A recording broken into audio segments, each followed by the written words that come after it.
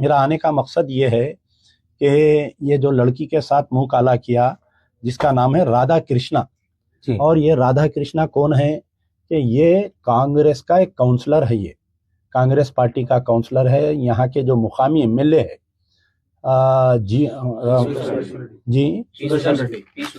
P Sudarshan Reddy साहब बहुत senior politician हैं। मेरे वालिद मरहूम अमानुल्लाह खान साहब के साथ 2 टर्म मिनिस्टर भी रह चुके हैं। वो 5 टर्म के एमएलए हैं। और बड़े हैरत की बात है कि इतने सीनियर पॉलिटिशियन ये लड़की के मकान पर नहीं आए मिलने के लिए। बड़े अफसोस की बात है। अगर कोई दलित की लड़की रहती, एससी एसटी बीसी रहती, तो पूरे राव रेड्डियों की लाइन लग जाती यहाँ पर घर पे। लेकिन क्योंकि अकलियतों की कोई सुनवाई नहीं है, कोई सुनने वाला नहीं है, तो मामूली सी सरपंच भी नहीं आया है यहाँ पर। ये बड़े अफसोस की बात है। तो राधा कृष्णा ये जो है वार्ड नंबर 3 का इन्हें काउंसलर है। इसमें जो है इसका एक भाई, जैसा कि आप लोगों को मालूम होगा कि इसका एक भाई था रवि यादव। ये सामने के मकान में एक लड़की और एक थी जिसको जुलाई के महीने में 2023 में उसका भी रेप किया गया था। और क्राइम नंबर 307 ऑफ 2023 ये जब का क्राइम नंबर है।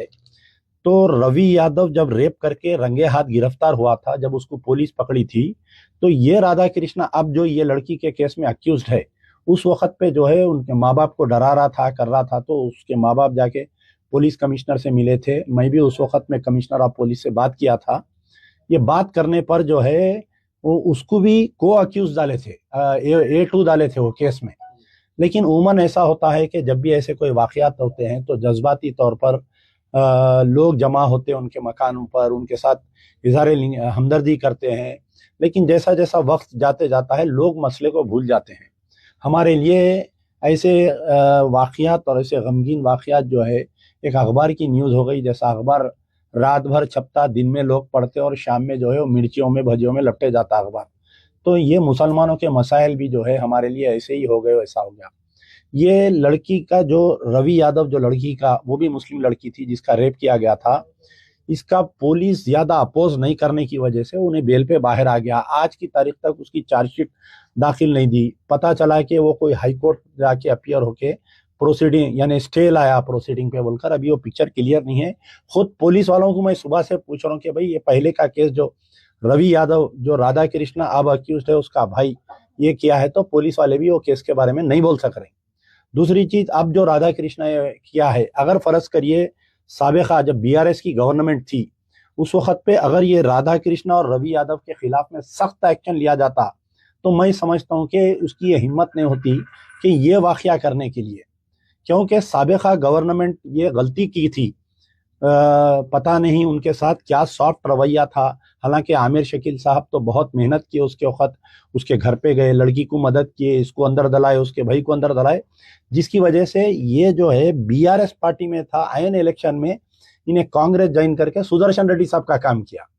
तो जो 2-3 हजार वोट जो मिले और सुदर्शन रेड्डी साहब जो 1800 या 2000 वोटों से जीते, उनको ये है कि ये राधा कृष्णा की वजह से मैं जीता इलेक्शन बोल के।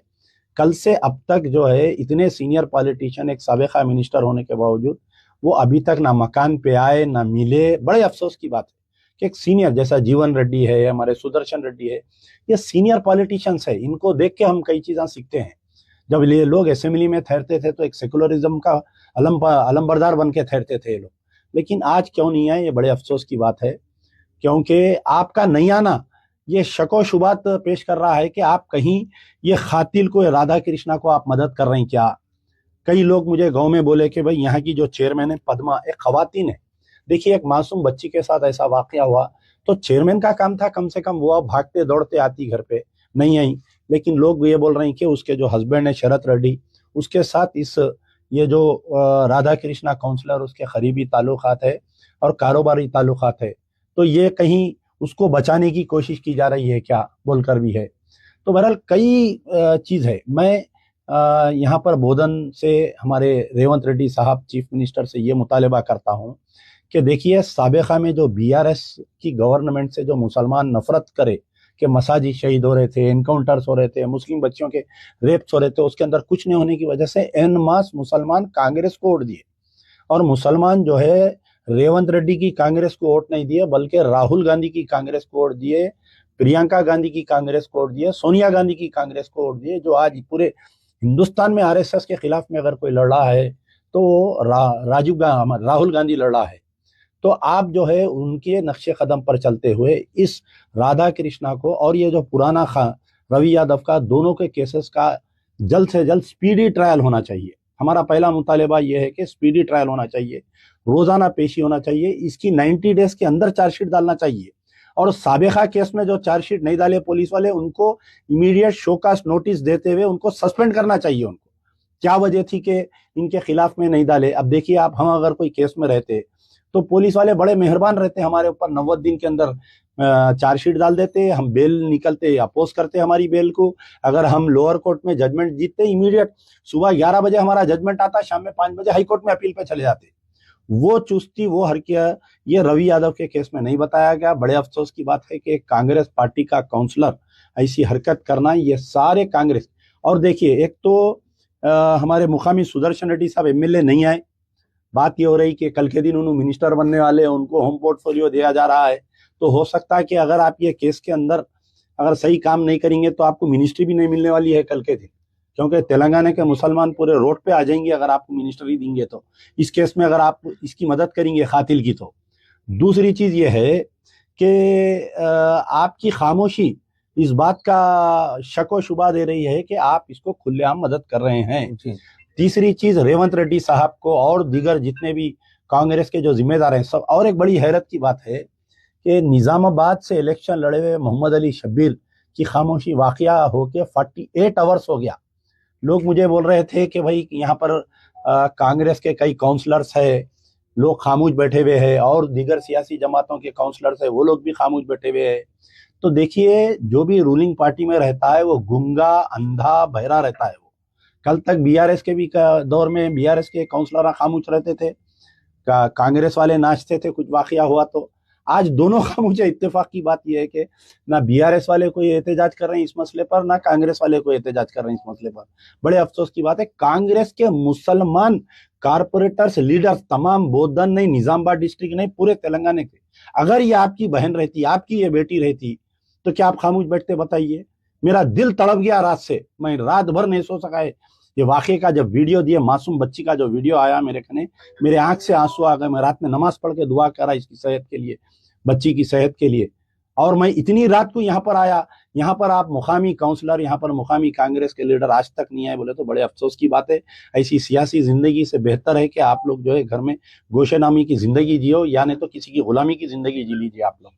मैं दोबारा तमाम तेलंगाना के मुस्लिम लीडर्स, मोहम्मद अली शब्बीर कहाँ पर है बताओ, महबूब आलम खान साहब बहुत वोट मांगे कांग्रेस के लिए, आज कहाँ है बताइए, वो तंजीमें कहाँ हैं बताइए, जमीयतुल उलमा कहाँ पर है बताइए आप, हमारे हाफिज पीर शब्बीर अहमद और उनके फर्जंदान कहाँ पर है बताइए। चीखा मार मार के मुसलमानों के वोट मांगे कांग्रेस के लिए, आज एक मुसलमान बच्ची के साथ ऐसा हो गया। 48 आवर्स हो गए, आज की तारीख तक कोई भी नहीं है। आज बताइए मोहम्मद अली शब्बीर, आप यहाँ निजामाबाद से इलेक्शन लड़े, तकरीबन मैं समझता हूँ 48,000 वोट कुछ लिए उन्होंने।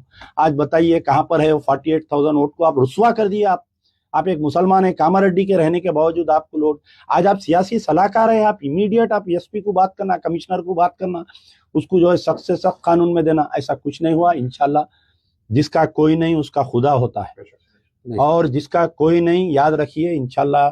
मैं तमाम ये मेरा जो वीडियो देख रहे हैं उन तमाम नौजवानों से, पढ़े लिखे नौजवानों से, बोधन की नौजवानों से, कि सोशल मीडिया में वो ताकत है कि हर बच्चा इसके ऊपर वीडियो बनाना, हर बच्चा बोधन का बनाना, बिला मजहब व मिल्लत, बिला सियासी वाबिस्ता की, ये नहीं सोचना एमबीटी, एमआईएम, कांग्रेस नहीं, सब मिलके रोज 3-3 मिनट का वीडियो बनाओ।